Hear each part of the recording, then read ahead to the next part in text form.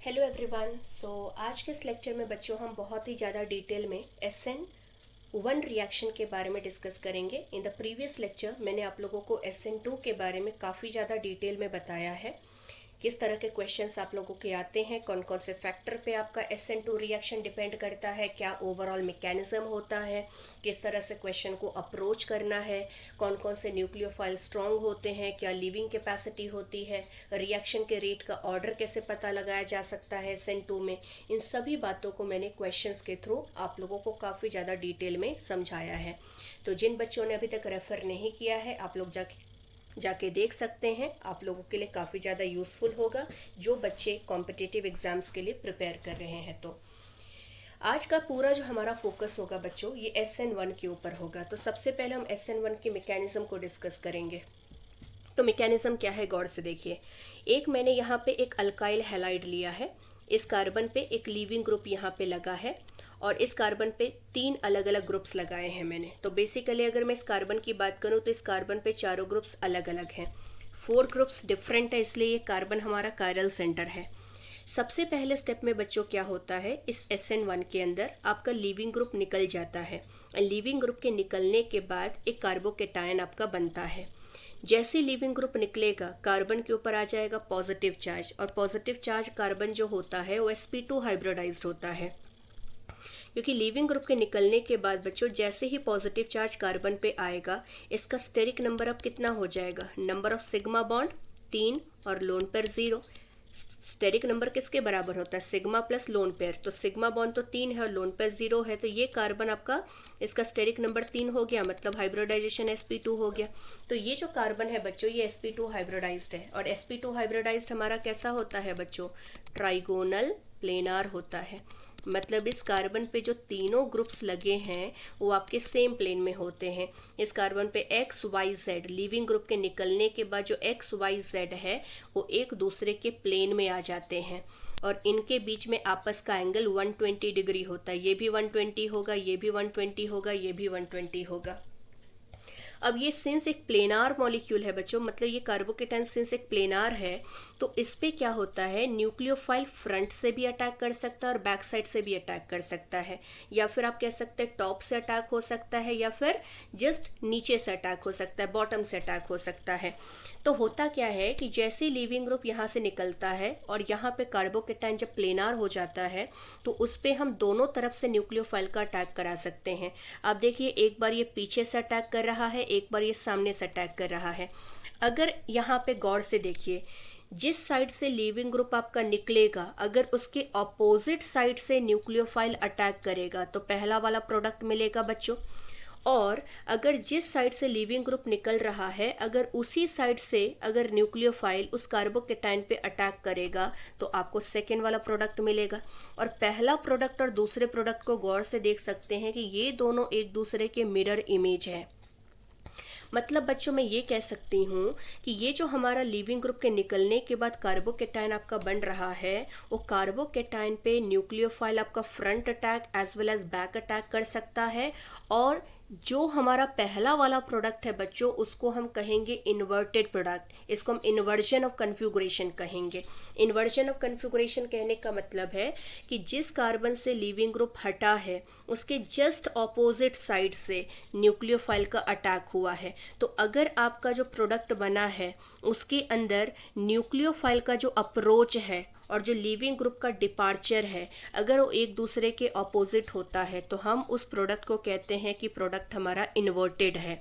लेकिन जिस साइड से लीविंग ग्रुप का डिपार्चर हुआ है, अगर उसी सेम साइड से न्यूक्लियोफाइल का अटैक हो जाता है कार्बन सेंटर पे, तो हम कहते हैं कि प्रोडक्ट हमारा क्या है, रिटेंशन प्रोडक्ट है। तो हम ये कहेंगे बच्चों सेकेंड वाले प्रोडक्ट को कि यहाँ पे रिटेंशन ऑफ कन्फ्यूगरेशन हुआ है, और ऊपर में हम क्या कहेंगे कि यहाँ पे इन्वर्जन ऑफ कन्फ्यूगरेशन है, मतलब प्रोडक्ट जस्ट उल्टा है, इन्वर्जन ऑफ कन्फ्यूगरेशन। तो ये ध्यान रखिएगा बच्चों कि SN1 के अंदर दोनों तरह के पॉसिबिलिटी है, इन्वर्जन भी पॉसिबल है और रिटेंशन भी पॉसिबल है। बट याद कीजिए जब SN2 मैंने पढ़ाया था तो मैंने वहाँ कहा था कि सिर्फ और सिर्फ वहाँ पे बैक साइड में ही अटैक पॉसिबल है, क्योंकि रिएक्शन सिंगल स्टेप में होता है, वहाँ किसी तरह के इंटरमीडिएट का फॉर्मेशन नहीं होता है जैसे कि यहाँ पे हो रहा है।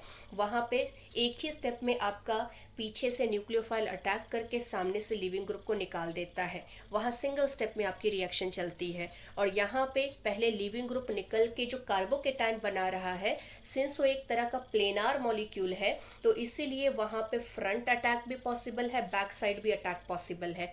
तो बैक साइड से जब अटैक होगा तो इन्वर्जन बनेगा, और जब फ्रंट साइड से अटैक होगा तो यहाँ पे प्रोडक्ट आपका रिटेंशन बनेगा। रिटेंशन और इन्वर्जन प्रोडक्ट बच्चों दोनों ही पॉसिबल है SN1 के केस में। और जब रिटेंशन और इन्वर्जन 50% बनता है तो हम कहते हैं कि SN1 में रेसमाइजेशन हुआ है। रेसमाइजेशन का मतलब क्या होता है बच्चों? एक ऐसा प्रोसेस जिसमें 50% आपका D प्रोडक्ट बनता है, 50% आपका L प्रोडक्ट बनता है, ठीक है, या 50% R प्रोडक्ट बनता है या 50% S प्रोडक्ट बनता है, तो हम कहते हैं कि कंप्लीट रेसमाइजेशन हुआ है। तो ये जो हमारा इन्वर्जन है बच्चों और ये जो हमारा रिटेंशन, दोनों प्रोडक्ट अगर 50% बनते हैं रिएक्शन के अंदर तो हम कहेंगे कि यहाँ पे कंप्लीट रेसमाइजेशन हुआ है। बट ये ध्यान रखिएगा कि SN1 के अंदर कंप्लीट रेसमाइजेशन नहीं होता है। यूजुअली इन्वर्जन वाला जो प्रोडक्ट होता है वो रिटेंशन को प्रीडोमिनेट करता है। अगर मैं एग्जैक्ट यहाँ पे परसेंटेज की बात करूँ तो ये 50% के रेशियो में नहीं होगा। हो सकता है कि इन्वर्जन आपका 54% हो तो यहाँ पे रिटेंशन आपका सिर्फ 46% हो, या हो सकता है कि इन्वर्जन आपका 52% हो तो रिटेंशन सिर्फ 48% हो। मतलब कहने का ये है कि इन्वर्जन और रिटेंशन के जो परसेंटेज रेशियो होते हैं वो सेम नहीं होते हैं, एग्जैक्टली बराबर नहीं होते हैं, जैसा कि यहाँ पे मैंने आप लोगों को कहा कि 50% और 50% होगा। मतलब कहने का यह है कि SN1 के अंदर कंप्लीट रेसमाइजेशन नहीं होता है बच्चों, यहाँ पार्शियल रेसमाइजेशन होता है। इन्वर्जन हमेशा रिटेंशन वाले प्रोडक्ट को क्या करेगा? डोमिनेट करता है। इसके पीछे भी रीजन है जो आगे के पॉइंट्स में मैं आप लोगों को समझाऊंगी कि क्यों इन्वर्जन हमेशा रिटेंशन को डोमिनेट करता है, क्यों यहाँ 50% और 50% रिटेंशन और इन्वर्जन दोनों प्रोडक्ट नहीं बनते हैं। तो आपको यहाँ पे बच्चों सिर्फ दो चीज़ें याद रखनी है कि लीविंग ग्रुप के निकलने के बाद कार्बोकेटायन बनता है। पहला स्टेप हमारा स्लो स्टेप होता है, जिस स्टेप के अंदर आपका लीविंग ग्रुप डिपार्ट करता है मॉलिक्यूल को, वही हमारा स्टेप स्लो है, और स्लो स्टेप को ही हम RDS कहते हैं, रेट डिटरमाइनिंग स्टेप कहते हैं। और जैसे ही यहाँ पे रेट डिटरमाइनिंग स्टेप में कार्बोकेटायन बनेगा, उस कार्बोकेटायन पे फ्रंट अटैक बैक अटैक दोनों ही पॉसिबल होंगे। और सेकेंड वाला जो स्टेप हमारा होता है वो फास्ट स्टेप होता है, और फास्ट स्टेप के अंदर inversion as well as retention दोनों ही प्रोडक्ट SN1 के केस में पॉसिबल होते हैं। सबसे पहला पॉइंट यहाँ देखिए बच्चों, अगर मैं इस रिएक्शन की बात करूँ तो सिंस ये 2 स्टेप में हो रहा है, अगर आपका 2 स्टेप में रिएक्शन होगा तो ओवरऑल रिएक्शन का जो स्पीड होगा वो सिर्फ और सिर्फ डिपेंड करता है स्लो स्टेप पे। रेट डिटरमाइनिंग स्टेप हमारा कौन सा होता है? स्लो स्टेप होता है। मतलब रिएक्शन किस स्पीड से जा रही है वो सब कुछ डिसाइड करेगा आपका स्लो स्टेप। तो सिंस आप देख सकते हैं बच्चों स्लो स्टेप में न्यूक्लियोफाइल का कोई इन्वॉल्वमेंट नहीं है। न्यूक्लियोफाइल तो सेकेंड स्टेप में आ रहा है। पहले वाले स्टेप में सिर्फ और सिर्फ अल्काइल हैलाइड है जिसमें से लिविंग ग्रुप डिपार्ट करके एक कार्बोकेटायन बना रहा है। न्यूक्लियोफाइल का इन्वॉल्वमेंट फास्ट स्टेप में हुआ है, ना कि स्लो स्टेप में। तो ओवरऑल अगर रिएक्शन के स्पीड की बात करें तो ये सिर्फ और सिर्फ डिपेंड करेगा अल्काइल हैलाइड के कंसंट्रेशन पे, बट न्यूक्लियोफाइल के कंसंट्रेशन पे रेट का कोई भी डिपेंडेंस SN1 में नहीं होता है, लेकिन SN2 में होता है, क्योंकि रिएक्शन सिंगल स्टेप में जाती है, इसलिए दोनों के कंसंट्रेशन पे आपका डिपेंड करेगा, जो कि मैंने पिछले लेक्चर में आपको काफ़ी ज़्यादा डिटेल में समझा रखा है। तो अगर मैं इसके ऑर्डर की बात करूं बच्चों तो न्यूक्लियोफाइल के रेस्पेक्ट में आपका रेट क्या है? 0 ऑर्डर, और अल्काइल हैलाइड के रेस्पेक्ट में फर्स्ट ऑर्डर। तो ओवरऑल ऑर्डर हमारा कितना हो जाएगा? 1। रही बात अगर मॉलिकुलरिटी की बात, तो मॉलिकुलरिटी यहाँ पे SN1 की 1 होती है, इसीलिए इसको हम यूनिमॉलिकुलर न्यूक्लियोफिलिक सब्स्टिट्यूशन कहते हैं। बहुत सिंपल सा रीज़न है बच्चों, स्लो स्टेप में सिर्फ एक ही मॉलिक्यूल का इन्वॉल्वमेंट है, और स्लो स्टेप में एक ही मॉलिक्यूल का इन्वॉल्वमेंट है रिएक्शन को कराने के लिए, इसलिए रिएक्शन आपका यूनिमॉलिकुलर होगा। तीसरी बात, यहाँ आप देख सकते हैं बच्चों कि ये सिंस ये रिएक्शन 2 स्टेप में होगा, जिसके अंदर एक इंटरमीडिएट यहाँ पे बन रहा है। SN2 में इंटरमीडिएट नहीं था, वहाँ ट्रांजिशन स्टेट के स्टेबिलिटी के बेसिस पे हम रेट डिटरमाइन करते थे कि कौन सा अल्काइल हैलाइड फास्ट रिएक्शन देगा, कौन सा स्लो देगा, वो सब कुछ डिसाइड करता था ट्रांजिशन स्टेट के स्टेबिलिटी के ऊपर। लेकिन SN1 के अंदर बच्चों हम कार्बोकेटायन हमारा कितना स्टेबल है उसके ऊपर आपका रिएक्शन का स्पीड डिपेंड करता है। अगर मान के चलिए 2 अल्काइल हैलाइड है, एक का कार्बोकेटायन ज़्यादा स्टेबल है, एक का काफ़ी कम स्टेबल है, तो जिस अल्काइल हैलाइड का कार्बोकेटायन ज़्यादा स्टेबल है लीविंग ग्रुप के निकलने के बाद, वो उतना ही ज़्यादा उतना ही फास्ट SN1 रिएक्शन को परफॉर्म करेगा। तो हम यहाँ पे क्या कहेंगे, rate of reaction is directly proportional to the stability of a carbocation. अगर बहुत तरह के आपको अल्काइल हैलाइड एग्जाम में दिए जाएं बच्चों, आप सिंपली क्या कीजिए, कार्बोकेटायन को हटा दीजिए, और जैसे ही कार्बोकेटायन आप हटाएंगे आप लीविंग ग्रुप को हटा दीजिए, जैसे लीविंग ग्रुप आप हटाएंगे आपको कार्बोकेटायन मिल जाएगा, और जिसका कार्बोकेटायन जितना ज़्यादा स्टेबल होगा वो रिएक्शन SN1 का उतना ही फास्ट देगा। नेक्स्ट बात, बहुत इंपॉर्टेंट पॉइंट है, सिंस बच्चों कार्बोकेटायन यहाँ पे इंटरमीडिएट बन रहा है, अब ऐसा सिनेरियो हो सकता है, ऐसा क्वेश्चन हो सकता है आप लोगों को कि एग्जाम में दिया जाए, जहाँ पे लीविंग ग्रुप के निकलने के बाद जो कार्बोकेटायन बना है वो अनस्टेबल है, लेकिन उसके पास ऑप्शन है खुद को ज़्यादा स्टेबल बनाने की। तो जब आपके पास कार्बोकेटायन एक इंटरमीडिएट होता है बच्चों, वहाँ पे लीविंग ग्रुप के निकलने के बाद जो हम कार्बोकेटायन बनाएंगे, अगर उसके पास ऑप्शन होगा खुद को और स्टेबलाइज करने की, तो वहाँ पे हम रीअरेंजमेंट करवा देंगे। रीअरेंजमेंट में क्या क्या हो सकता है पॉसिबिलिटी, हम हाइड्राइड शिफ्ट करवा सकते हैं, हम मिथाइल शिफ्टिंग करा सकते हैं, हम फिनाइल शिफ्टिंग करा सकते हैं, इसी तरह से हम रिंग का एक्सपेंशन करवा सकते हैं। अगर मान के चलिए 4 मेंबर रिंग है लेकिन उसके पास ऑप्शन है 5 मेंबर में कन्वर्ट होने की, तो वहाँ पे रिंग का एक्सपेंशन हो जाएगा। अगर 5 मेंबर रिंग है लेकिन उसके पास ऑप्शन है 6 मेंबर में जाने की, तो 6 मेंबर में एक्सपैंड कर जाएगा। तो इस तरह से कहने का मतलब है कि हम अगर रीअरेंजमेंट यहाँ पे हमें चेक करना पड़ेगा, क्योंकि समटाइम्स क्या होता है कि जो कार्बोकेटायन हम इनिशियली बनाते हैं वो अनस्टेबल होता है, और उससे ज़्यादा स्टेबल कार्बोकेटायन बनने के चांस हो सकते हैं मॉलिक्यूल में, तो वैसे केसेस में हम रीअरेंजमेंट की बात करेंगे बच्चों। Next point is again very very important, rate of reaction is directly proportional to leaving tendency of a leaving group. बच्चों देखो, पहले वाले स्टेप के अंदर ही आप लीविंग ग्रुप को हटा रहे हो, है ना, पहला स्टेप के अंदर ही लीविंग ग्रुप आपका रिमूव हो रहा है। अगर ये लीविंग ग्रुप बच्चों आसानी से ना हटे तो यहाँ कार्बोकेटायन भी आसानी से नहीं बनेगा। तो लीविंग ग्रुप जितना अच्छा होगा, जितना ईजिली इस मॉलिक्यूल को लीव कर पाएगा, उतना ही जल्दी कार्बोकेटायन बनेगा, और जितना जल्दी कार्बोकेटायन बनेगा उतना जल्दी न्यूक्लियोफाइल का अटैक होकर प्रोडक्ट बनेगा। तो इसलिए लीविंग ग्रुप जितना अच्छा होगा, रेट ऑफ रिएक्शन उतना ही फास्ट होगा, चाहे आप SN2 की बात करो चाहे आप SN1 की बात करो। अब यहाँ पे मैंने कुछ लीविंग ग्रुप्स के लिस्ट दिए हैं, और आपको यहाँ से पता चल जाएगा कि कौन सा लीविंग ग्रुप अच्छा है, कौन सा लीविंग ग्रुप पुअर है। तो देखो, पुअर लीविंग ग्रुप और वेरी पुअर लीविंग ग्रुप को छोड़ दो, इनके अलावा बाकी जितने भी लीविंग ग्रुप हैं वो हमारे SN1 रिएक्शन को थोड़ा सा स्पीड देते हैं। सबसे ज़्यादा फास्ट कौन से केस में होगा, OTS के केस में, जिसको हम टोसाइलेट ग्रुप कहते हैं, या फिर अगर NH3 हमारा लीविंग ग्रुप है, या फिर I हमारा लीविंग ग्रुप है, या फिर H2O हमारा लीविंग ग्रुप है, या Br नेगेटिव या Cl नेगेटिव है, ये सारे अच्छे लीविंग ग्रुप के तौर पे कंसिडर किए जाते हैं। और अगर किसी मॉलिक्यूल में ये लीविंग ग्रुप आपके पास अवेलेबल है तो वही मॉलिक्यूल SN1 रिएक्शन काफ़ी फास्ट देगा।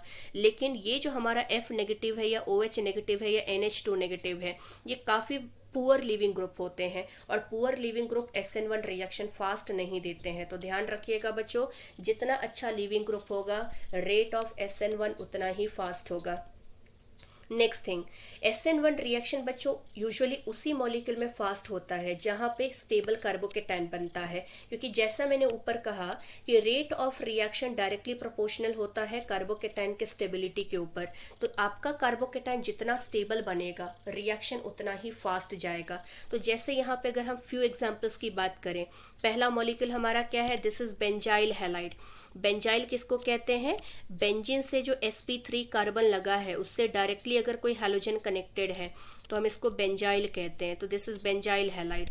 ये कार्बन क्या है बच्चों, sp3 कार्बन है adjacent to the carbon carbon double bond, इसको हम कहते हैं अलाइल कार्बन। और अलाइल कार्बन पे अगर कोई हैलोजन लगा है तो हम इसको अलाइल हैलाइड कहते हैं। और तीसरी बात, ये जो कार्बन है वो sp3 कार्बन है and this carbon is 3 degree carbon. ठीक है, तो 3 डिग्री कार्बन पे जो हमारा यहाँ पे हैलोजन लगा है उसको हम क्या कहेंगे, 3 डिग्री अल्काइल हैलाइड। तो ये जो हमारे 3 स्पेशल एग्जाम्पल्स हैं, और भी बहुत सारे हैं, लेकिन ये जो 3 हमारे ऐसे मॉलिक्यूल हैं जिनके कार्बोकेटाइन काफ़ी स्टेबल होगा। जैसे यहाँ से अगर लीविंग ग्रुप हटा दूंगी बच्चों तो पॉजिटिव चार्ज को बेंजीन के पाई बॉन्ड का कॉन्जुगेशन मिलेगा। यहाँ से लीविंग ग्रुप हटाऊंगी तो पॉजिटिव चार्ज को क्या मिलेगा, फिर से पाई बॉन्ड का कॉन्जुगेशन मिलेगा। यहाँ से लीविंग ग्रुप हटा दूंगी तो पॉजिटिव चार्ज को टोटल 6 और यहाँ पे 3 मतलब 9 हाइपर कॉन्जुगेशन मिलेगा। और ये तीनों जो कार्बोकेटाइन है वो काफ़ी ज़्यादा स्टेबल कार्बोकेटाइन है। और स्टेबल कार्बोकेटाइन होने की वजह से बच्चों यहाँ पे क्या होता है, ये SN1 रिएक्शन काफ़ी ज़्यादा फास्ट देते हैं। एंड रही बात यहाँ पे नेक्स्ट पॉइंट की बच्चों, तो जितने भी SN1 रिएक्शन हमारे होते हैं वो यूजुअली पोलार प्रोटिक सॉल्वेंट में होते हैं। मतलब पोलर प्रोटिक सॉल्वेंट हमारा क्या करता है, SN1 रिएक्शन को फेवर करता है। रीज़न बहुत सिंपल सा है बच्चों, क्योंकि यहाँ पे देखिए क्या है, इस पूरे रिएक्शन के अंदर एक इंटरमीडिएट हमारा यहाँ पे कार्बोकेटाइन बना है। ठीक है, अब ये कार्बोकेटाइन को स्टेबिलिटी कौन ऑफर करेगा, स्टेबिलिटी ऑफर करेगा पोलर प्रोटिक सॉल्वेंट, जिसमें मोस्ट कॉमनली हम वाटर को प्रेफर करते हैं।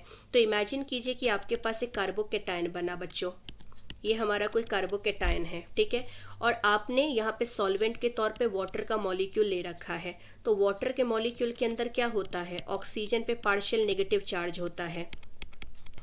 तो ये जो पार्शियल नेगेटिव चार्ज है ऑक्सीजन के ऊपर बच्चों, वो यूजुअली क्या करेगा, इस डेल्टा प्लस जो है पॉजिटिव चार्ज जो कार्बोकेटाइन पे डेवलप हुआ है, उस पॉजिटिव चार्ज को अपने डेल्टा नेगेटिव के साथ आयन डाइपोल इंटरेक्शन प्रोवाइड करेगा। मतलब इस कार्बोकेटाइन के चारों तरफ बहुत सारे वाटर के मॉलिक्यूल रहेंगे, सॉल्वेंट, क्योंकि सॉल्वेंट हमने क्या लिया है, पोलर प्रोटिक।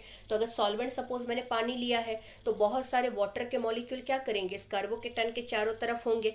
और सारे वाटर के मॉलिक्यूल के अंदर जो ऑक्सीजन का नेगेटिव पोल है वो पॉजिटिव कार्बन जो कार्बोकेटाइन के ऊपर है उसके साथ इंटरेक्शन करेंगे। किस तरह का इंटरेक्शन हो रहा है इन दोनों के बीच में, आयन डाइपोल इंटरेक्शन। तो उस आयन डाइपोल इंटरेक्शन की वजह से आपका कार्बोकेटाइन काफ़ी ज़्यादा स्टेबल रहेगा। और ये स्टेबल होने की वजह से ही बच्चों क्या होता है, सिंस ये बनना चाहता है, क्योंकि देखिए कोई भी रिएक्शन के अंदर बच्चों अगर हम कार्बोकेटाइन कह रहे हैं कि इंटरमीडिएट है, तो कार्बोकेटाइन तभी बनेगा अगर उसको स्टेबिलिटी मिलेगी। और उसको स्टेबिलिटी कौन ऑफर कर रहा है, यहाँ का पोलर प्रोटिक सॉल्वेंट कर रहा है, उसको स्टेबिलिटी ऑफर कर रहा है आयन डाइपोल के थ्रू। तो इसीलिए यहाँ पे हम क्या कहेंगे बच्चों, SN1 हमारा पोलर प्रोटिक सॉल्वेंट में ही फेवरेबल होता है। नेक्स्ट थिंग, यहाँ पे देखिए बच्चों एक टेबल मैंने यहाँ पे दिया है ताकि आप इसको और भी अच्छे से समझ जाओ। जितना ज़्यादा ये तीनों जो सॉल्वेंट है हमारे, ये पोलर प्रोटिक सॉल्वेंट है, जिनका डाइलेक्ट्रिक कांस्टेंट जितना ज़्यादा होता है उसके प्रेजेंस में SN1 उतना ही फास्ट होता है। जिसका डाइलेक्ट्रिक कांस्टेंट जितना ज़्यादा होगा ना, वो उतना ही ईजिली क्या करेगा, कार्बन और लीविंग ग्रुप को अलग कर पाएगा, आयन के फॉर्म में सेपरेट कर पाएगा।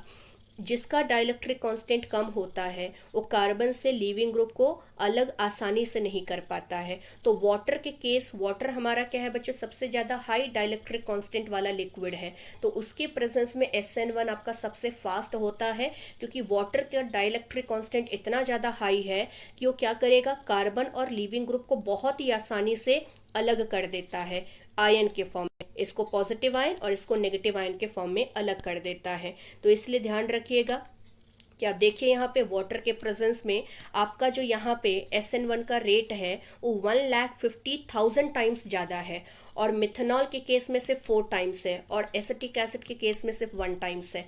मतलब जितना ज़्यादा आपका डाइलेक्ट्रिक कांस्टेंट वाला सॉल्वेंट होगा, SN1 की रिएक्शन उतनी ही फास्ट होगी।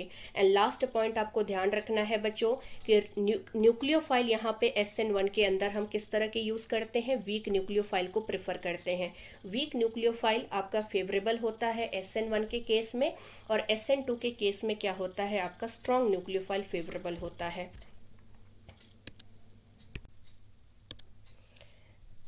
तो अभी हम डिस्कस करेंगे SN1 का जो रेट होता है वो किस किस बेसिस पे डिसाइड किया जाता है। तो जैसा कि बच्चों ऊपर मैंने आप लोगों को कहा था कि speed of reaction will be decided on the basis of RDS, and RDS के अंदर क्या बनता है बच्चों, कार्बोकेटायन। तो जिस स्टेप के अंदर कार्बोकेटायन आपका बन रहा है, सिंस वही स्टेप हमारा SN1 के अंदर क्या होता है, RDS होता है, रेट डिटरमाइनिंग स्टेप होता है। तो एक्चुअल में रिएक्शन किस स्पीड के साथ आगे जाएगा उस सब कुछ कौन डिसाइड करके देगा, यही स्टेप आपको डिसाइड करके देगा। इस स्टेप के अंदर क्या बन रहा है, कार्बोकेटायन। तो सपोज आपके पास दो तरह के अल्काइल हैलाइड दिए हैं, तो जिस अल्काइल हैलाइड के बनने से, मतलब जिस अल्काइल हैलाइड से आपका स्टेबल कार्बोकेटायन बनेगा, वही अल्काइल हैलाइड SN1 रिएक्शन में फास्ट जाएगा, और जिस अल्काइल हैलाइड से आपका अनस्टेबल कार्बोकेटायन बनेगा उसका स्पीड भी SN1 के अंदर बच्चों कम रहेगा। मतलब rate of reaction will be always directly proportional to the stability of a carbocation. तो इसी बेसिस पे हम बच्चों बहुत तरह के क्वेश्चन सॉल्व कर सकते हैं।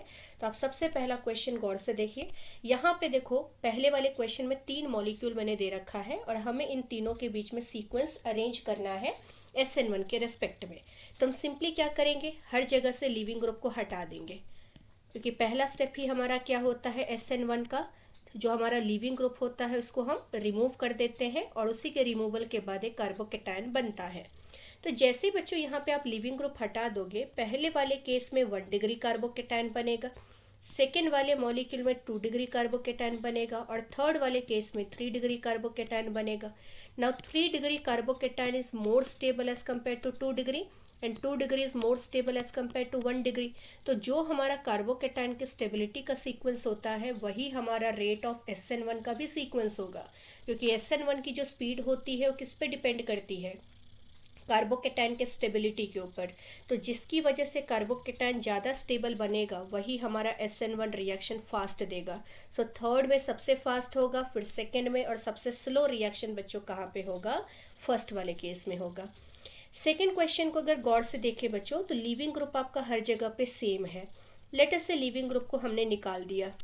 जैसे आप लीविंग ग्रुप को निकालेंगे, हर जगह पे एक पॉजिटिव चार्ज डेवलप होगा कार्बन पे, मतलब एक कार्बोकेटायन बन रहा है। अब ये कार्बोकेटायन कितना स्टेबल है वही हमें रेट के बारे में आइडिया देगा। तो यहाँ देखिए बच्चों, हर जगह पे आप देख सकते हैं कि ये वाला जो पार्ट है वो कॉमन है।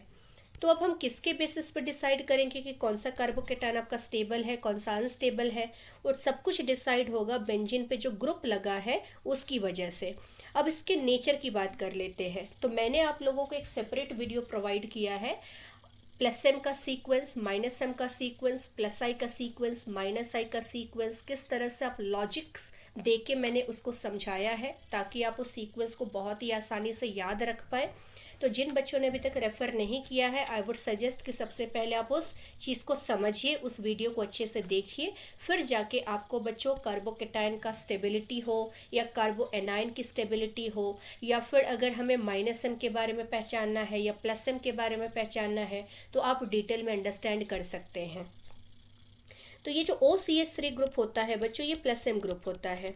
CH3 अगर बेंजीन पे लगा हुआ है तो ये आपका हाइपर कॉन्जुगेशन देता है। अगर ये CH3 या कोई भी अल्काइल ग्रुप अगर किसके रिस्पेक्ट में लगा है, इस लीविंग ग्रुप के जस्ट पैरा पे या ऑर्थो पे लगा है, तब जाके वो हाइपर कॉन्जुगेशन इफेक्ट दिखाता है।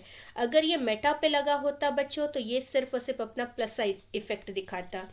Cl हैलोजन के केस में क्या होता है बच्चों, इसका जो +m पावर होता है वो काफ़ी पुअर होता है। हैलोजन के केस में हम सिर्फ और सिर्फ उसका कौन सा इफेक्ट देखते हैं, -i।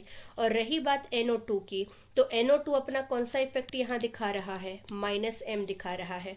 अब गौर से देखिए, सिंस यहाँ पे ऊपर में जो हमारा कार्बोकेटायन इंटरमीडिएट हमारा कार्बोकेटायन है, तो कार्बोकेटायन बच्चों कैसा इंटरमीडिएट होता है? They are electron deficient, they are electron deficient. और इलेक्ट्रॉन डेफिशिएंट स्पीशीज को स्टेबलाइज कौन करता है? इलेक्ट्रॉन को डोनेट करने वाला ग्रुप। तो प्लस एम ग्रुप आपका कैसा ग्रुप होता है बच्चों? इलेक्ट्रॉन डोनेटिंग होता है। हाइपर कॉन्जुगेटिंग ग्रुप भी कैसा होता है? इलेक्ट्रॉन को डोनेट करने वाला ग्रुप होता है। तो ये दोनों जो ग्रुप्स हैं ये आपका कार्बोकेटायन को स्टेबिलिटी ऑफर करेंगे। बट माइनस आई और माइनस एम ग्रुप कैसे ग्रुप होते हैं? इलेक्ट्रॉन को विड्रॉ करने वाले ग्रुप्स होते हैं जो कार्बोकेटायन को डिस्टेबलाइज करेंगे। तो इसलिए पहले और दूसरे का जो रेट होगा SN1 में वो थर्ड एंड फोर्थ के कंपैरेटिवली फास्ट होगा।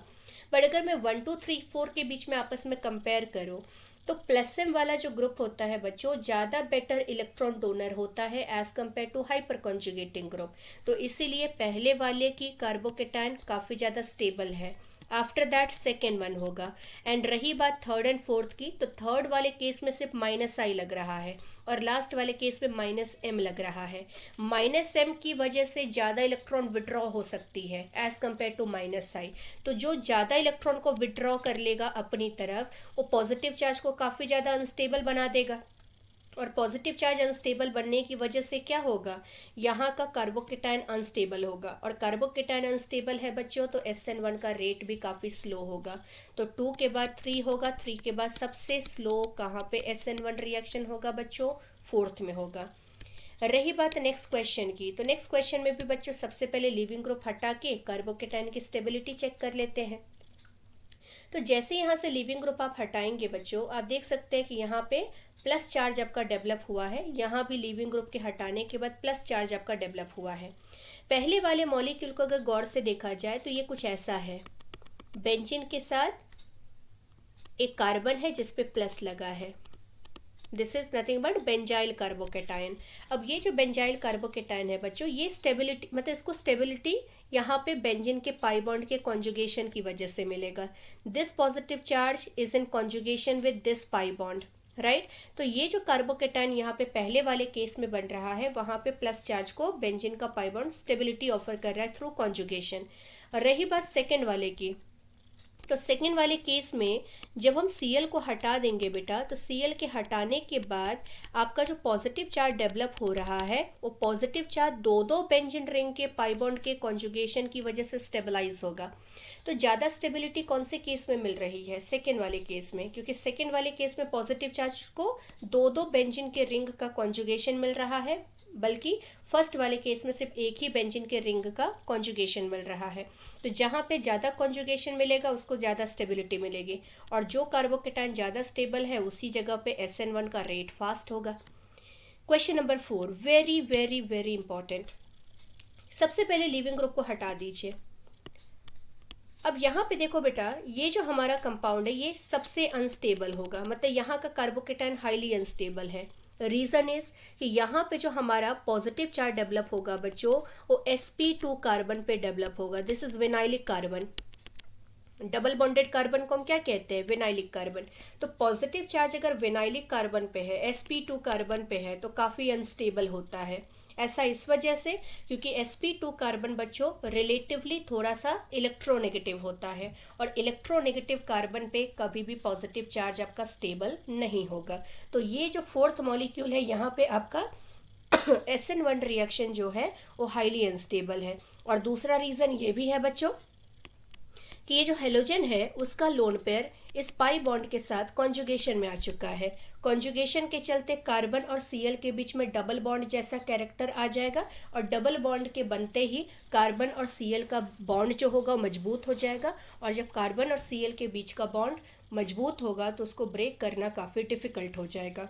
तो दो रीज़नों की वजह से SN1 रिएक्शन हम विनाइल हैलाइड में नहीं कराते हैं, ये रिएक्शन देता ही नहीं है। तो फोर्थ मॉलिक्यूल तो सबसे ज़्यादा अनस्टेबल हो गया। रही बात इन तीनों के बीच में, तो ये चीज़ आपको अब ध्यान रखनी पड़ेगी बच्चों। जो 3 डिग्री हमारा टर्शरी ब्यूटाइल कार्बोकेटायन होता है, 3 डिग्री में यही एकमात्र ऐसा कार्बोकेटायन है टर्शरी ब्यूटाइल कार्बोकेटायन जिसकी स्टेबिलिटी बेंजाइल कार्बोकेटायन से भी ज़्यादा होती है। This is very very important point बच्चों। tertiary butyl carbocation is more stable as compared to benzyl carbocation, and benzyl carbocation is more stable as compared to allyl carbocation.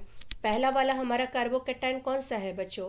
This carbocation is nothing but allyl carbocation. तो allyl ये हमारा पहला वाला benzyl है, दूसरा वाला allyl है, and तीसरा वाला हमारा क्या है बच्चों? 3 डिग्री कार्बोकेटाइन है. तो यहाँ पे बच्चों देखिए जो हमारा 3 डिग्री कार्बोकेटाइन है, टर्शरी ब्यूटाइल कार्बोकेटाइन, वो बेंजाइल से ज़्यादा स्टेबल होता है, बेंजाइल अलाइल से ज़्यादा स्टेबल होता है. तो जो हमारा स्टेबिलिटी का ऑर्डर है कार्बोकेटाइन में, वही हमारा रेट का भी ऑर्डर होगा. तो यहाँ पे हम क्या कहेंगे बच्चों? सबसे ज़्यादा फास्ट SN1 कौन देगा? Third molecule. फिर कौन देगा यहाँ पे? First molecule. फिर देगा सेकेंड मॉलिक्यूल. और सबसे स्लो रिएक्शन कौन सा मॉलिक्यूल देगा यहाँ पे? फोर्थ मॉलिक्यूल देगा. क्वेश्चन नंबर अगर 5 की बात करें बच्चों, तो जैसे अगर मान के चलो यहाँ से Cl हटा दिया, यहाँ से Cl हटा दिया, लीविंग ग्रुप को हटा दिया, प्लस चार्ज यहाँ डेवलप होगा, प्लस चार्ज यहाँ डेवलप होगा. अब पहले वाले मॉलिक्यूल को गौर से देखिए. पहले वाले केस में जो ऑक्सीजन का लोन पेयर है, ये इस पॉजिटिव चार्ज को क्या करेगा? कॉन्जुगेशन के थ्रू स्टेबिलिटी प्रोवाइड करेगा. बट क्या ये कॉन्जुगेशन सेकेंड वाले मॉलिक्यूल के अंदर है? नहीं ना. यहाँ पे तो आपको कॉन्जुगेशन है नहीं.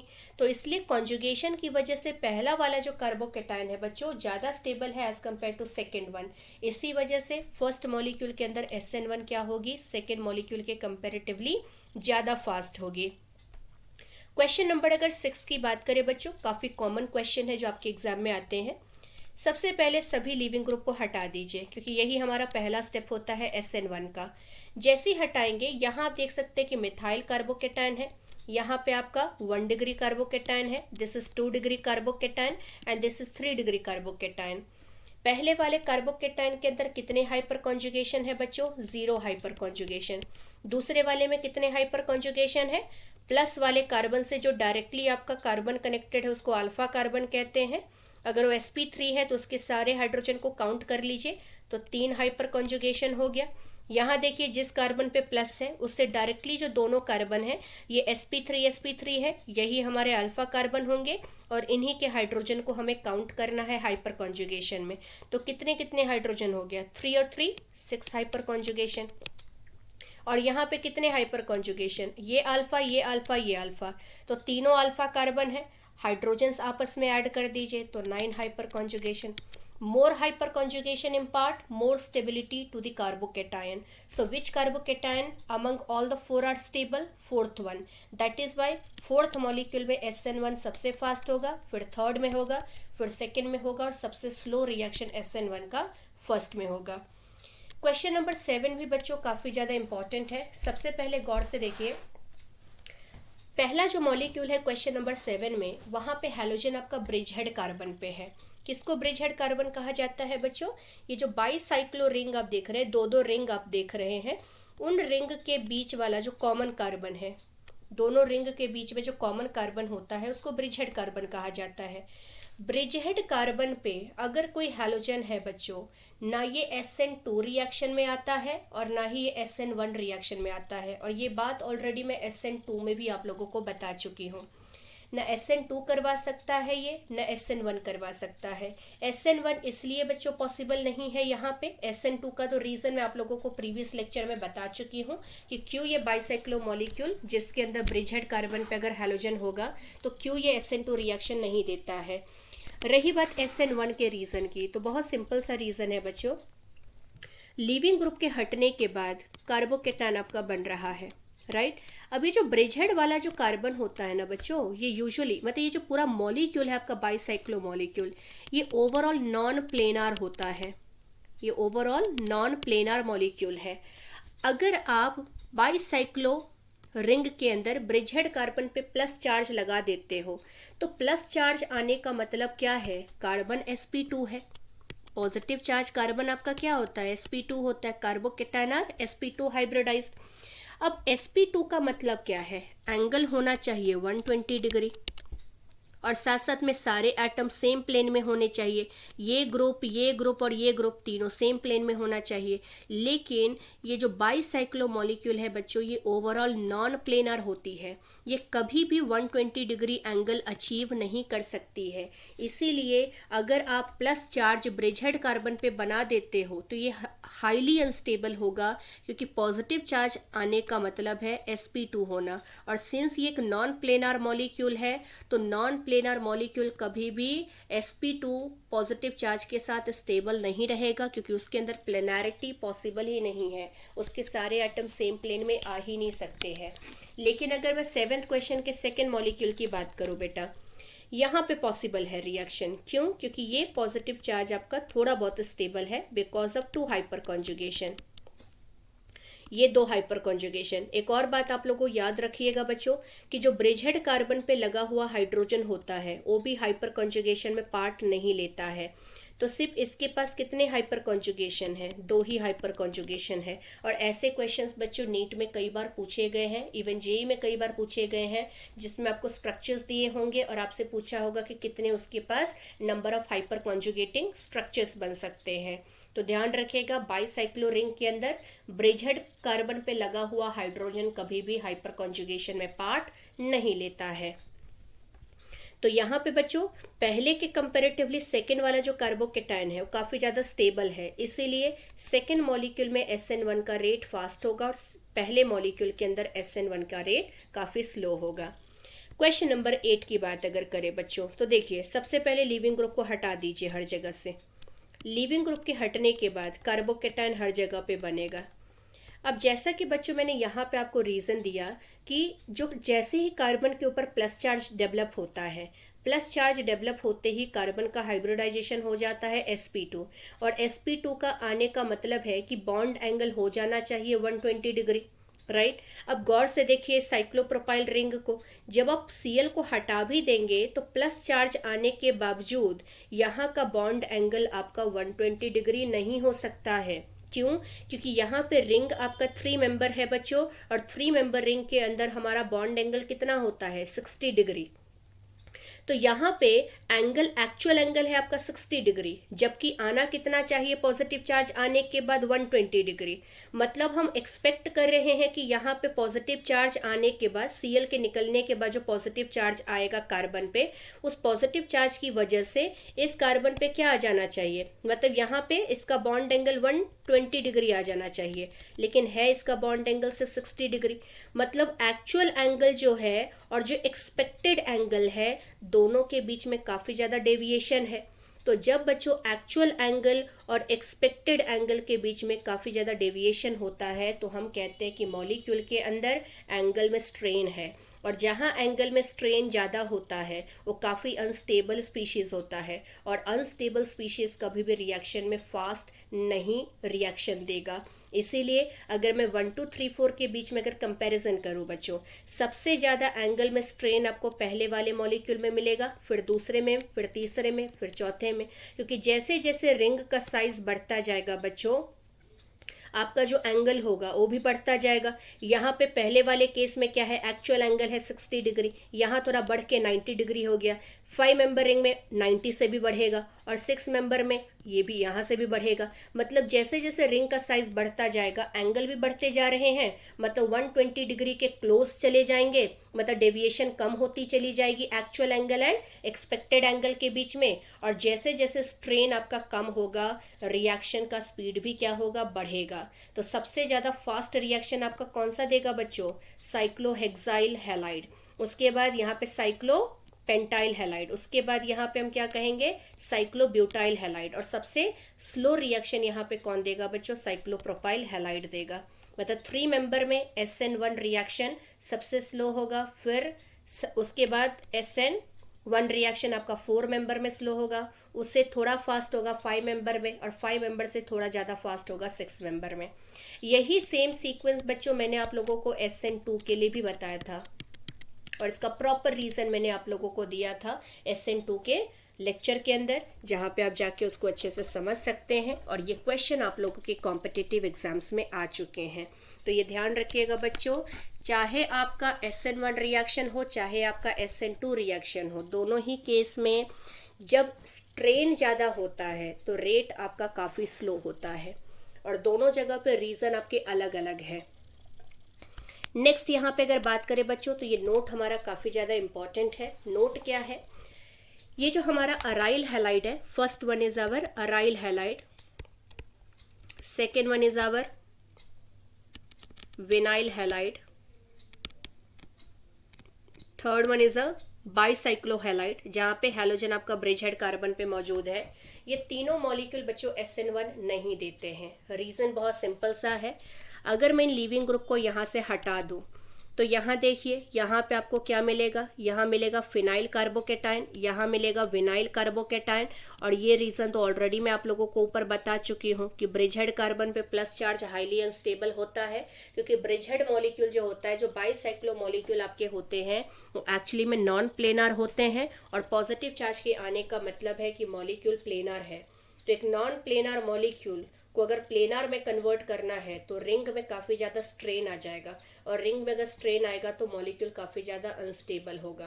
तो ये ध्यान रखिएगा सब लोग। उसके बाद अगर बच्चों हम यहाँ पे बात करें विनाइल और अराइल के केस में, तो बहुत सिंपल सा लॉजिक है यहाँ पे। सबसे पहले लीविंग ग्रुप के निकलने के बाद जो पॉजिटिव चार्ज आपका डेवलप हो रहा है, एक तो बहुत ज़्यादा अनस्टेबल है, और दूसरी बात कि ये जो हमारा लोन पेयर है हैलोजन का, ये बेंजीन के साथ और यहाँ पे ये विनाइल वाले डबल बॉन्ड के साथ दोनों जगह पे कॉन्जुगेशन बना रहा है। और उस कॉन्जुगेशन के चलते यहाँ पे कार्बन और हैलोजन के बीच में क्या है? डबल बॉन्ड का कैरेक्टर आ गया है। और डबल बॉन्ड के कैरेक्टर आने की वजह से क्या होगा बच्चों? डबल बॉन्ड के कैरेक्टर आने की वजह से यहाँ पे उस बॉन्ड को तोड़ना काफ़ी ज़्यादा डिफिकल्ट हो जाएगा। और जब बॉन्ड को तोड़ना डिफिकल्ट हो जाएगा बच्चों, तो इसलिए न्यूक्लियोफिलिक सब्स्टिट्यूशन रिएक्शन आपका स्लो हो जाएगा। आते हैं बच्चों अब कुछ क्वेश्चंस पे। तो एक तो आपके इस तरह के क्वेश्चंस आ जाते हैं एग्जाम्स में, जहाँ पे आपको 3-4 मॉलिक्यूल दिया होगा और उनके बीच में आपको पता लगाना पड़ेगा कि SN1 का रेट कहाँ पे फास्ट है, कहाँ पे स्लो है, या फिर उनको सीक्वेंस में अरेंज करना पड़ेगा, या तो डिक्रीजिंग या इंक्रीजिंग ऑर्डर में। और एक टाइप के क्वेश्चन ऐसे आते हैं जहाँ पे एग्जैक्ट प्रोडक्ट की बात आपसे पूछी होगी। तो सबसे पहला क्वेश्चन देखिए, मैकेनिज्म आप लोगों को पता होना चाहिए। तो जो मैकेनिज्म बच्चों मैंने ऊपर बताया है उसको हमेशा ध्यान में रखिएगा, क्योंकि क्वेश्चन के अंदर मेन प्रोडक्ट बनाने के लिए आप लोगों को मैकेनिज्म बहुत अच्छे से क्लियर होना चाहिए। सबसे पहले हम क्या कहेंगे? लिविंग ग्रुप को हटा देंगे। लिविंग ग्रुप के हटाने के बाद बच्चों यहाँ पे क्या मिलेगा? देखिए, फिनाइल, CH, CH3, CH2+। अब यहाँ पे क्या है बच्चों? यहाँ पे इनिशियली 1 डिग्री कार्बोकेटाइन बना है। अब याद कीजिए मैंने ऊपर क्या कहा था कि कार्बोकेटाइन सिंस हमारा एक इंटरमीडिएट है, तो सिंस कार्बोकेटाइन जब इंटरमीडिएट होता है तो रीअरेंजमेंट हमारा पॉसिबल होता है। मतलब अगर मेरे पास मॉलिक्यूल के अंदर लेस स्टेबल कार्बोकेटाइन बना है और उसके पास ऑप्शन है खुद को और स्टेबलाइज करने की, तो हमेशा कोशिश करेगा रीअरेंजमेंट के थ्रू अपने आप को स्टेबल बना दे। और उसके लिए क्या करता है? देखिए, जिस कार्बन पे प्लस है उससे डायरेक्टली कनेक्टेड कार्बन के पास एक हाइड्रोजन है ना। लेटेस्ट से इस हाइड्रोजन को मैं यहाँ दिखा रही हूँ। हाइड्रोजन और कार्बन के बीच का जो सारा इलेक्ट्रॉन है उसके साथ हाइड्रोजन शिफ्ट कर जाता है पॉजिटिव कार्बन वाले वहाँ पे। मतलब ये वाला जो जिस कार्बन पे प्लस है उससे डायरेक्टली जो कनेक्टेड कार्बन है उससे कनेक्टेड हाइड्रोजन अपने बीच का सारा इलेक्ट्रॉन लेके, मतलब हाइड्रोजन यहाँ से किस फॉर्म में शिफ्ट हो रहा है बच्चों? H- के फॉर्म में। H- को हम क्या कहते हैं? हाइड्राइड कहते हैं। तो यहाँ से H नेगेटिव के फॉर्म में हाइड्रोजन शिफ्ट हो रहा है। कहाँ पे? जिस कार्बन पे प्लस है। जैसी हाइड्राइड की शिफ्टिंग होगी बच्चों, हाइड्राइड के शिफ्ट होते ही अब आपका जो प्लस चार्ज होगा वो पहले से ज़्यादा स्टेबलाइज हो जाएगा। ऐसा क्यों बच्चों? बिकॉज आप देख सकते हैं कि अब आपका जो प्लस चार्ज है वो बेंजीन के पाई बॉन्ड के साथ कॉन्जुगेशन बना पाएगा। तो कॉन्जुगेशन की वजह से ये कार्बोकेटाइन काफ़ी ज़्यादा स्टेबल हो चुका है। और जो हमारा सबसे स्टेबल कार्बोकेटाइन है बच्चों, उसी पे जाके न्यूक्लियोफाइल का अटैक करा देते हैं। अब न्यूक्लियोफाइल का अटैक हो जाएगा। कैसे होगा? देखिए, वाटर के पास क्या है? लोन पेयर, ये हमारा न्यूक्लियोफाइल है। यही क्या करेगा, जहाँ पे प्लस चार्ज है कार्बन पे वहाँ पे जाके अटैक करेगा, और जैसे ही अटैक करेगा बच्चों यहाँ पे क्या बनेगा देखिए, फिनाइल रिंग को मैं शॉर्टकट में पीएच लिख लेती हूँ इस रिंग को, उसके बाद CH3 और इस कार्बन पे क्या आएगा बच्चों, ऑक्सीजन यहाँ पे अपने लोन पेयर को यूज करके बॉन्ड बना रहा है। सिंस ऑक्सीजन अपने इलेक्ट्रॉन को डोनेट कर रहा है ना, तो oxygen will acquire plus charge और उससे लगा हुआ है दो हाइड्रोजन, राइट। तो मेन प्रोडक्ट बनने से पहले कुछ ऐसा स्पीशीज यहाँ पे फॉर्म होगा, और इसी स्पीशीज के अंदर से हम क्या करेंगे बेटा, ये जो ऑक्सीजन और हाइड्रोजन है उसका सारा इलेक्ट्रॉन कौन अपनी तरफ शिफ्ट कर लेगा, oxygen, because of its high electronegativity. तो इसलिए यहाँ से हाइड्रोजन आपका क्या होता है, रिलीज हो जाता है, तो H+ रिलीज हो जाएगा, और यहाँ पे फाइनली हम क्या करेंगे, यहाँ पे मेन प्रोडक्ट बना देंगे। तो इस कार्बन पे एक OH लगा दो और यहाँ CH3, ये हमारा क्या है बच्चों, मेन SN1 का प्रोडक्ट है, जो कि आप देख सकते हैं कार्बोकेटाइन इंटरमीडिएट के थ्रू बना है। क्वेश्चन नंबर अगर 2 की बात करें बच्चों, तो फिर से क्या करेंगे देखिए, लीविंग ग्रुप को हटा देंगे। लीविंग ग्रुप के हटते ही क्या होगा, ये कार्बोकेटाइन आपका डेवलप होगा।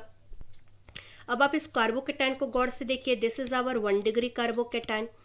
तो 1 डिग्री कार्बोकेटाइन के पास अगर ऑप्शन है खुद को स्टेबलाइज करने की, तो यहाँ पे फिर से रीअरेंजमेंट करवा देंगे बच्चों। अब क्या होगा देखिए, सामने वाला जो कार्बन है, पॉजिटिव कार्बन से जो डायरेक्टली कनेक्टेड कार्बन है, उस पे लगा हुआ है एक हाइड्रोजन। तो फिर से हम यहाँ पे क्या कर सकते हैं, हाइड्राइड की शिफ्टिंग, और हाइड्राइड की शिफ्टिंग में क्या होती है, कार्बन हाइड्रोजन के बीच का सारा इलेक्ट्रॉन हाइड्रोजन अपने साथ लेके शिफ्ट हो जाएगा उस कार्बन पे जहाँ पे प्लस चार्ज है, और जैसे ही शिफ्ट करोगे आपका जो कार्बोकेटाइन होगा बच्चों, ये 1 डिग्री से कन्वर्ट हो जाएगा किस डिग्री में, 3 डिग्री में। तो 1 डिग्री से कहीं ज़्यादा स्टेबल आपका 3 डिग्री कार्बोकेटाइन है, तो ये हमारा सबसे ज़्यादा स्टेबल कार्बोकेटाइन है, और इसी कार्बोकेटाइन पे हम फाइनली किसका अटैक कराएंगे, वाटर का। तो जिस तरह से ऊपर में रिएक्शन हो रहा था उसी तरह से अटैक करा दीजिए पॉजिटिव कार्बन पे, तो क्या बनेगा देखिए, यहाँ पे ऑक्सीजन पे प्लस चार्ज और उससे लगा हुआ है दो hydrogen, but positive charge of oxygen को हटाने के लिए क्या होगा, ऑक्सीजन और हाइड्रोजन के बीच का सारा इलेक्ट्रॉन ऑक्सीजन अपनी तरफ खींच लेगा because of its high electronegativity. तो फाइनली यहाँ पे प्रोडक्ट क्या बनेगा बच्चों, टर्शरी ब्यूटाइल अल्कोहल। तो this is our main product in this case. Question number 3 की बात करें, तो क्वेश्चन नंबर 3 में देखिए, सबसे पहले लीविंग ग्रुप को हटा दीजिए बच्चों। इस लीविंग ग्रुप के हटाते ही क्या होगा देखिए, जैसे लीविंग ग्रुप को आप हटाएंगे आपको यहाँ पे सेकेंडरी कार्बोकेटाइन मिलेगा कुछ इस तरह का, राइट। उसके बाद यहाँ पे एक चीज़ आप नोटिस कर सकते हैं कि ये जो कार्बोकेटाइन है बच्चों, ये एक तो सेकेंडरी कार्बोकेटाइन है, और ऊपर से रिंग का साइज यहाँ पे 5 मेंबर है। अगर 5 मेंबर रिंग को मौका मिले कि उसको 6 मेंबर में कन्वर्ट कर दिया जाए, तो हमेशा वो अपने साइज को, अपने रिंग के साइज को बढ़ाना चाहेगा, बिकॉज 6 मेंबर की जो स्टेबिलिटी होती है बच्चों, वो 5 मेंबर के कंपैरेटिवली काफ़ी ज़्यादा होती है। तो ऐसे केस में आपको करना क्या है, बहुत ही सिंपल ट्रिक, इसको मैं आपको समझाऊंगी, ध्यान दीजिएगा। जिस कार्बन पे प्लस है उससे डायरेक्टली जो कनेक्टेड कार्बन है रिंग वाला, उससे 2 बॉन्ड है, उसके एक बॉन्ड को आप बाहर की तरफ तोड़ दीजिए। लेटर से मैंने इस बॉन्ड को बाहर की तरफ तोड़ दिया, जैसे बॉन्ड को मैं ब्रेक करूंगी, इसको हम नंबरिंग भी कर देते हैं। लेटर से this is first carbon, this is second carbon, third carbon, fourth carbon, fifth carbon, sixth carbon, ठीक है, और इसको मैं 7th कार्बन कह देती हूँ। आप किसी भी तरह से रैंडमली नंबरिंग कर सकते हैं, that is up to you. जैसे मैंने इस बॉन्ड को बाहर से तोड़ा, आप 2 और 3 के बीच का बॉन्ड भी बाहर की तरफ तोड़ सकते हो, या तो 2 और 6 के बीच का बॉन्ड तोड़ सकते हो, बट तोड़ना कौन सा बॉन्ड है, जो कार्बन पॉजिटिव कार्बन से डायरेक्टली कनेक्टेड है उस कार्बन से जो भी बॉन्ड आपके लगे हुए हैं।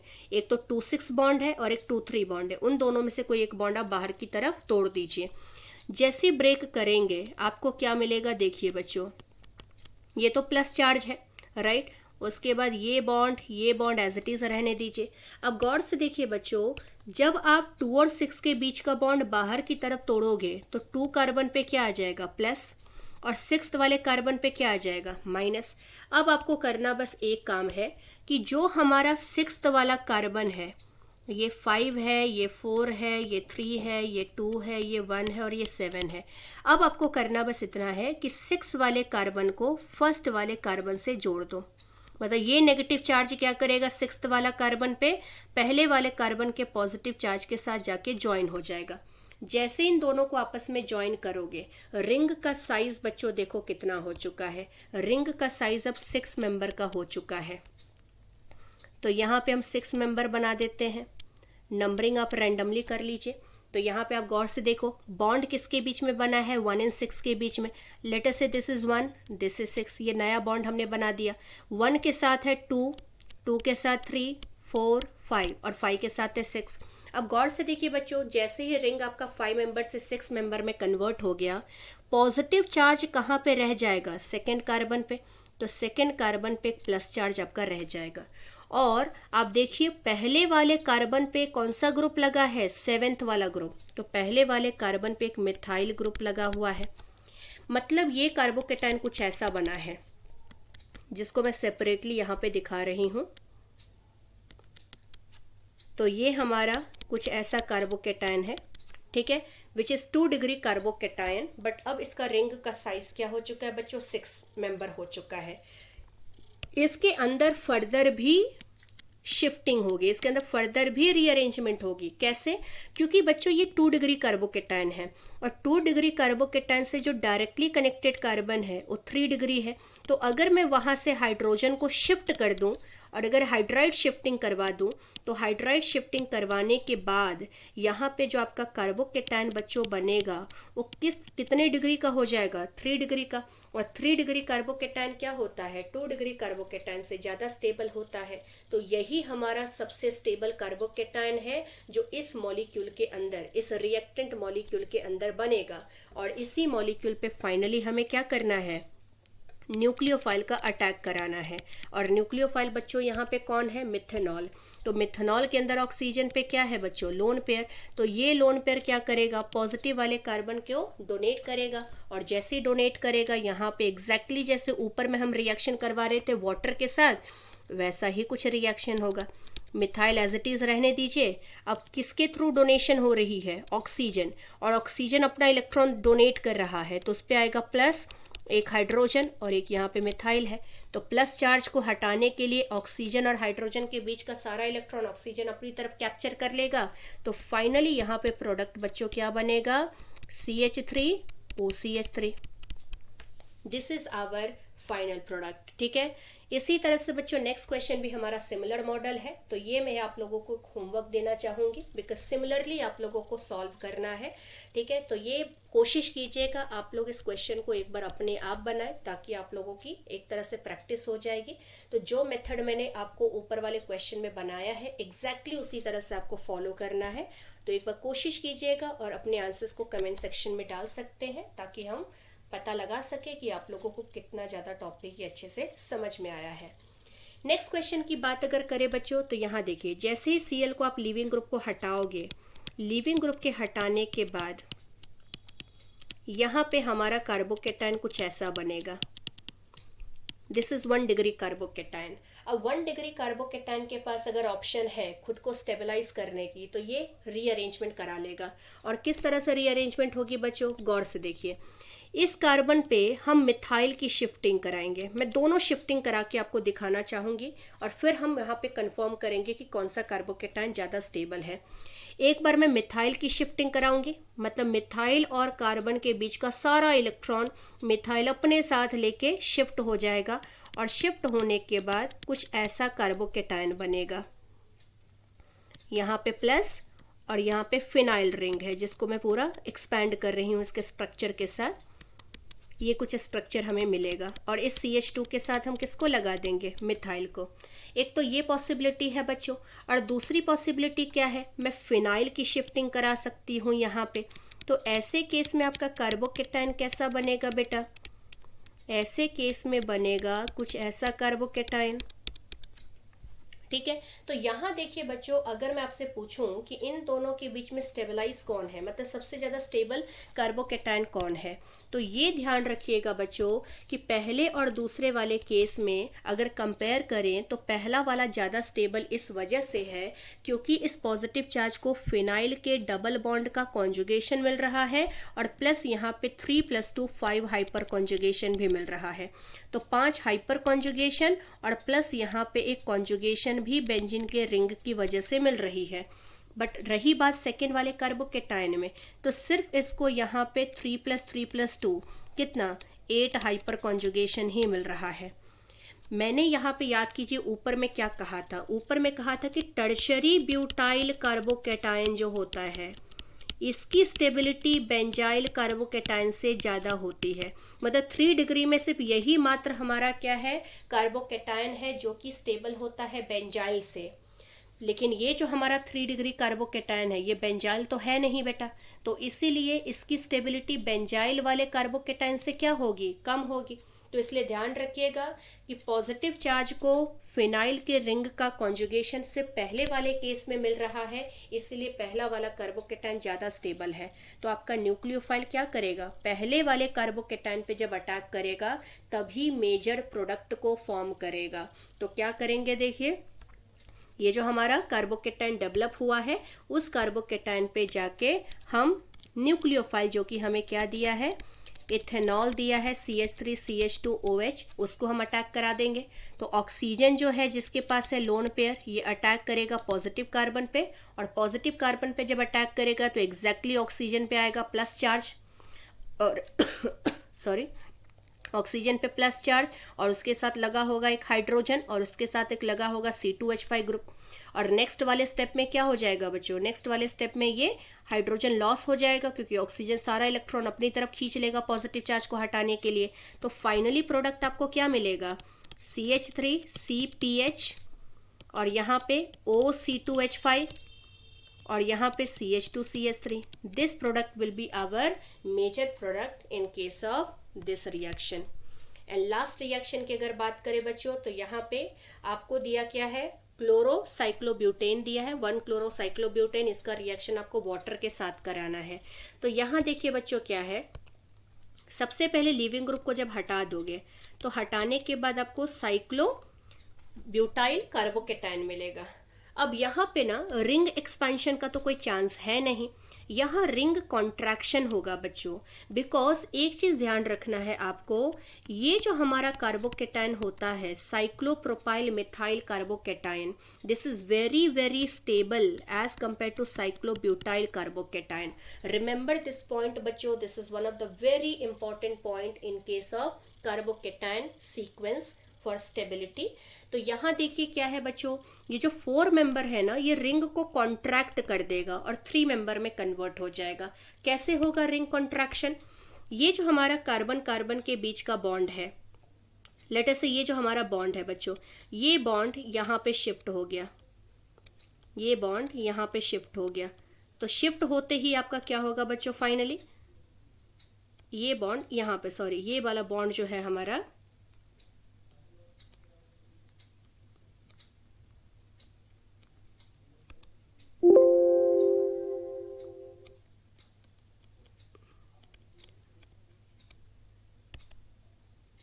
तो ये जो बॉन्ड है बच्चों, ये जो हमारा बॉन्ड है साइक्लोप्रोपाइल, जो साइक्लो हमारा ब्यूटेन रिंग है, उसमें हम क्या करेंगे, इस पॉजिटिव चार्ज को अगर हमें हटाना है तो हमें रिंग को कॉन्ट्रैक्ट करना पड़ेगा और रिंग को कॉन्ट्रैक्ट करने के बाद ये साइक्लोप्रोपाइल मिथाइल कार्बोकेटायन में कन्वर्ट हो जाएगा। कैसे, ये जो हमारा बॉन्ड है जिस कार्बन पे प्लस चार्ज है ना, ये बेसिकली हमारा क्या है, 4 मेंबर रिंग के अंदर आ रहा है। ठीक है, तो हमें क्या करना है बच्चों, ये जो हमारा बॉन्ड है ना इसको यहाँ पे कनेक्ट कर दीजिए, इन बॉन्ड को आपस में या फिर इन बॉन्ड को आपस में कनेक्ट कर दीजिए। जैसे ये बॉन्ड आप आपस में कनेक्ट करेंगे, मैं इस बॉन्ड की बात कर रही हूँ, जैसे ही आप इस बॉन्ड को कनेक्ट करेंगे, यहाँ से कनेक्ट करने के बाद ये वाले कार्बन पे क्या आ जाएगा, पॉजिटिव चार्ज आएगा। मैं इस बॉन्ड की बात कर रही हूँ जिसको मैंने ग्रीन से इंडिकेट किया है। जैसे ही आप ये बॉन्ड, ये जो आपका बॉन्ड है इसको तोड़ के आप इनके बीच में बॉन्ड बना दोगे, फाइनली इस कार्बन पे क्या आ जाएगा, पॉजिटिव चार्ज। मैं इसको अलग से दिखाने की कोशिश कर रही हूँ। कुछ इस तरह से आपका रिंग था। ये हमारा 4 मेंबर रिंग है।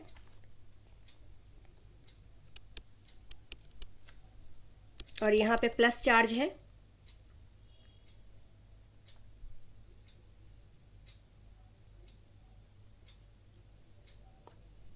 This is having plus charge. अब यहाँ पे फाइनली क्या होगा बच्चों, ये जो हमारा प्लस चार्ज है इसको हमें हटाना है, ठीक है। अब ये जो प्लस चार्ज हमारा है बच्चों, तो इसमें हम क्या करेंगे, ये वाला जो बॉन्ड है, ये वाला, ये बॉन्ड यहाँ पे शिफ्ट कर देंगे, मतलब इनको आपस में कनेक्ट कर देंगे। जैसे इनको आपस में कनेक्ट करेंगे, रिंग का साइज कितना हो जाएगा, रिंग का साइज हो जाएगा 3 मेंबर, ठीक है। तो ये कुछ ऐसा बन जाएगा 3 मेंबर। और इस कार्बन पे क्या लगा है, ये वाला कार्बन, तो ये कुछ ऐसा बन जाएगा।